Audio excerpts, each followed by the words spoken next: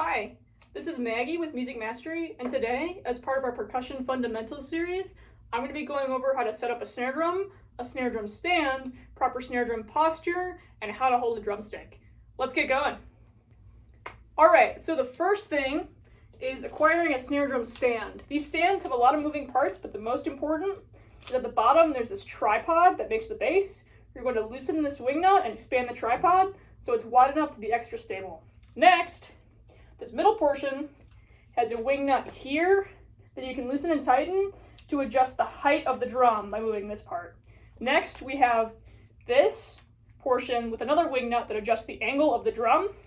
You want it nice and flat at a right angle. Then you have this contraption, that's the basket. You want to loosen this plastic part so the basket can expand fairly wide and then set the stand down. That's your basis. Next, you're going to take your snare drum and find your snare strainer, the mechanism that turns the snares on the bottom of the drum on and off. You're going to find that and face it towards you. And next, you're going to very gently place the snare in the basket. You want to make sure that the rubber parts of the snare basket are touching the rim and no metal. After you place it in here, you're going to tighten this plastic mechanism to make sure it's holding the drum up and that no rubber or metal is touching the drum head, and that the rim of the drum is only on the rubber parts of the snare basket. From here, you're going to adjust that angle of the drum to make it nice and flat. Make sure everything's nice and stable. The snare strainer is facing you. And now your drum's on a stand. Great. So, how do I know what height the drum should be? Let's talk about it.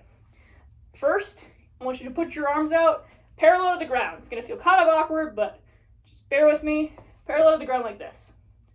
Now, I want you to close your eyes, take your arms and lower them just a little bit below parallel. See where your arms are, that slight downward angle? That's about the height of where your drum should be. Some people say it should be at your belt buckle, your belly button, your waistline. Those are good rules of thumb, but they're different on every single person because we're all different. So I like to think about the drum should be where my hands fit when they're just below parallel. So this drum is a little bit low for me, so to adjust the height, I'm going to loosen that middle wing nut, support the drum in the basket with my hand, pull it up a bit, and adjust the height. That looks much more comfortable for me. Now let's talk about posture. We're one of the only instrumentalists that stand almost 100% of the time when we play. So we have to have good posture.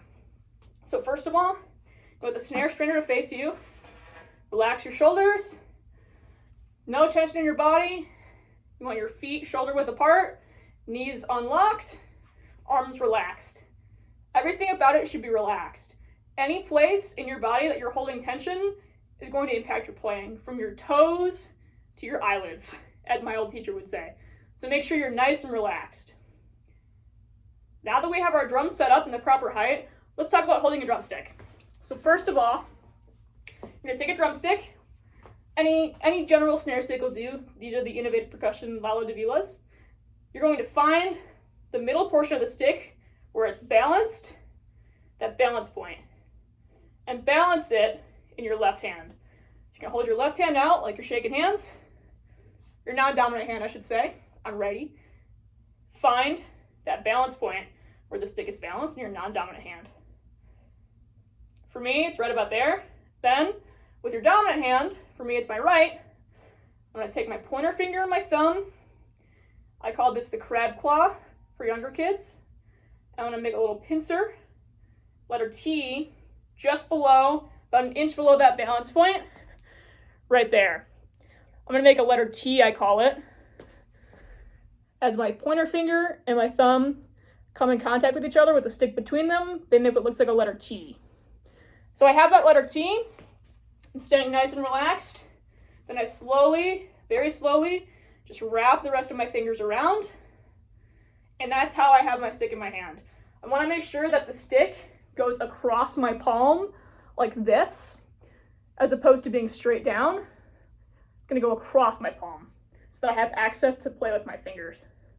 And that's how you hold the stick. This letter T is called the fulcrum. In physics, the fulcrum is the rotation point. I think about the same exact thing.